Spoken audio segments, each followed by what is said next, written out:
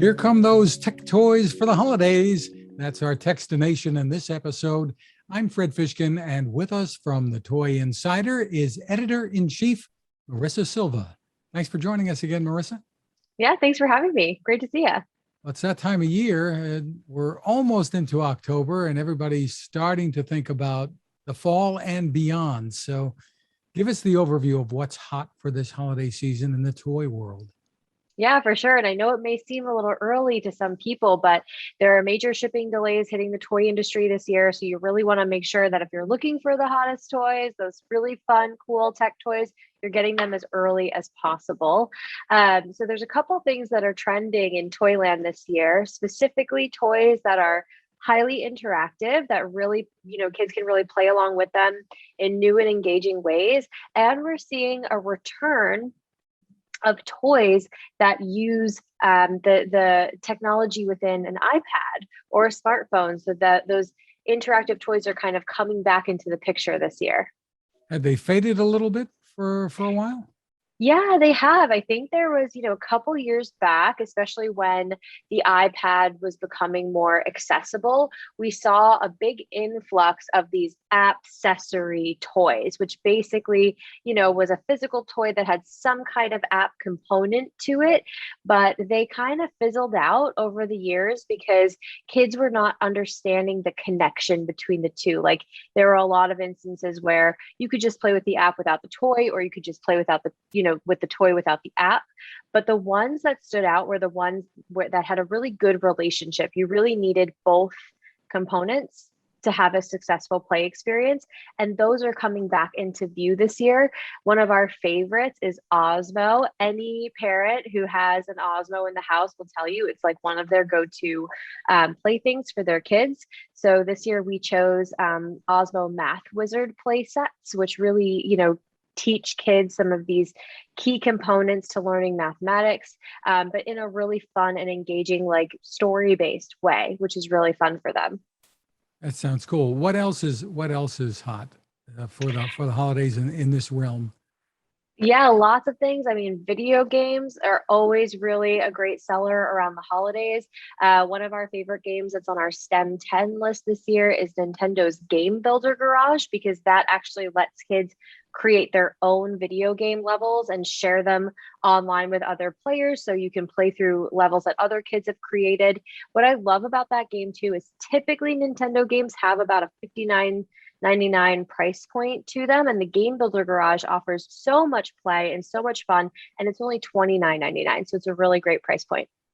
That's terrific. So if we look at this category overall, whether it's the video games or the STEM toys, a lot of parents see many toys labeled STEM and they scratch their heads sometimes. Well, what is that? What does that mean? Is it really going to help kids learn?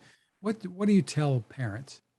Yeah, I think that there's kind of a stigma too around when you see a toy that says STEM or it says educational on the packaging. Sometimes people shy away from that and they think that it's going to be a boring toy that their kids are not going to engage with, but that's really not the case at all.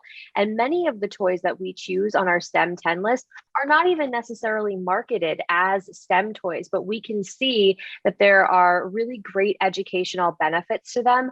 One great example is Hex Mods. So Hexbug has this really amazing new car set that kids create the entire car, start to finish, and they customize the whole entire thing. They can swap out different engines, tires, suspension. They change everything about the car. That's all engineering, right? That's all the basics of engineering that you need. And you're creating a really, really awesome car and seeing how fast it can go around a track and what you have to change to make it go faster. So they're not marketing this as a STEM toy, but it absolutely is one. And then on the flip side of that, toys that have that STEM curriculum printed right on the packaging, parents can feel great about purchasing those toys because they know that their kids are going to get these skills. And it's not necessarily, a one-to-one. So maybe they're building a car or building a marble run, but they're learning the basics that they need to have success in these areas later on. So it may not even be obvious to kids that they're learning. It may not be obvious to parents what they're learning, but they are learning these basic foundational concepts. What are some of the other toys on the STEM 10 list? Yeah, we've got so many great ones. Another one that I absolutely love is the candy claw machine. So that's from Thames and Cosmos. And if you've ever passed an arcade, or not an arcade, one of those, arcade machines in a restaurant or anything like the claw machines, kids are always immediately like, can I have a quarter? Can I go play? I really want to play that, right? And so now they can make their own at home. So again, they're practicing those engineering concepts. Trial and error is a big part of this kit. But then once they make it, they've got their very own arcade machine right at home, which is so cool. And they can put anything inside it. So that claw can grab candy or little toys and collectibles, you name it, anything's possible. So I really love that one. I can't tell you how many quarters it's cost me over the years. That sounds I great. know. And the best part is that the candy claw machine that they make doesn't require any quarters. So you can play over and over again. Terrific. What else comes to mind? Yeah, so another really great one that I love is the Coding Critters Magic Coders. So that's from Learning Resources. You get these little cute, you can choose from a dragon or a unicorn. So they're kind of like fantastic friends. And you basically get a remote control and you can custom code their movements. So you can create a little play set for them to explore. You can come up with different mazes and games to play, but it's all about this basic if-then logic that teaches kids the basics of coding for later on. Now, in addition to the STEM and learning toys, you come out with the list of what is absolutely the hottest, what's going to be in most demand. Yes. From what you know. So give parents a clue here. What should they be shopping for now? Yeah, our Hot 20 list is really highly anticipated, and we really choose some of those hot toys for the year. Definitely one to look for is the interactive JJ doll from Jazzwares. So JJ is a star of Cocomelon. It's a YouTube series with more than 10 billion views. This show has been watched so many times by kids. And what I love about JJ is he encourages kids to eat their peas. So he sings a song called Yes, Yes, Vegetables. He's really, really cute. Kids recognize him from the show. Last year, Jazzwares put out a different JJ doll that was the most Googled toy of 2020. So we know that this one is going to be another big one and a really one that's really quick to sell out. And what else is there that we need to be aware of to buy now? Yeah. So this is one of my favorites. It's called the Got to Glow Fairy Finder. And you see it's this cute little fairy jar with this little panel on the front here. And when you turn it on, you can watch as your fairies magically come to life. So it's got lots of sounds and lighting effects, but basically this is like a combination of Tamagotchi and Pokemon Go. So kids can run around outside, and when they get a fairy, the jar will start lighting up like a rainbow. They open the lid and they can catch their virtual fairy right inside the jar. So this is like a really magical, really fun toy for kids. Very clever. And these fall into our category too of electronic toys, it seems Yeah. like as well. Yeah, for sure. I definitely want to show you this one because it's going to be a very hot product. So new from Moose Toys, it's called MagicMixies. And kids are going to create a spell.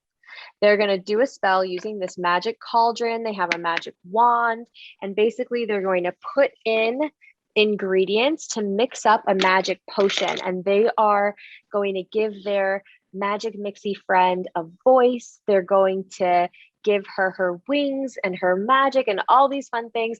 The cauldron will actually start smoking. Oh, no. And as you, yeah, it's so cool. And then eventually they'll reveal their magic mixie pet that's hidden inside. But what I love about this is that it's not a one and done, right? Sometimes these toys are all about the reveal, and then you get the toy and you're like, okay, well, now what do I do with this thing? You can actually do the spells over and over again. You can keep making it do the fun myths. It can be really cool. And it comes with a little trinket box so kids can put in whatever surprises they want in here to redo the spell over and over again. So lots of great play value for kids.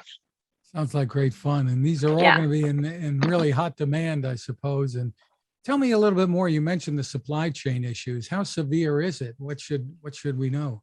Yeah, it won't be impossible to find toys this year. It's just that you may not want to wait until, some people don't start their shopping until after Black Friday or until December 1st, and you don't really want to wait that long.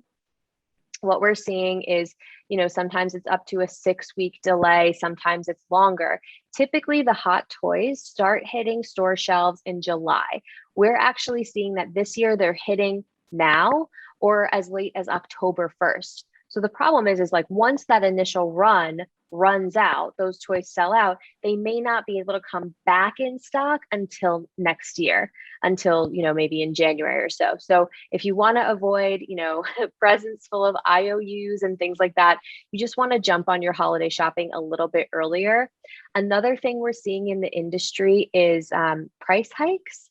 So some toys are costing a couple of dollars more than normal. And, that's due to a combination of things. Shipping is more expensive now.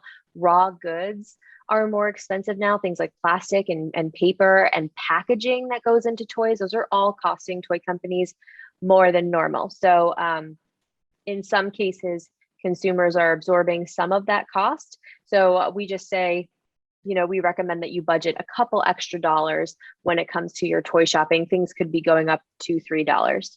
Where can people find the list that you put out? Yeah, so our full holiday gift guide is available right now on toyinsider.com. We also do a print version that you can find in the November issue of Parents Magazine, which will be on newsstands October 1st. Terrific. Marissa Silva, thank you so much for taking the time with us.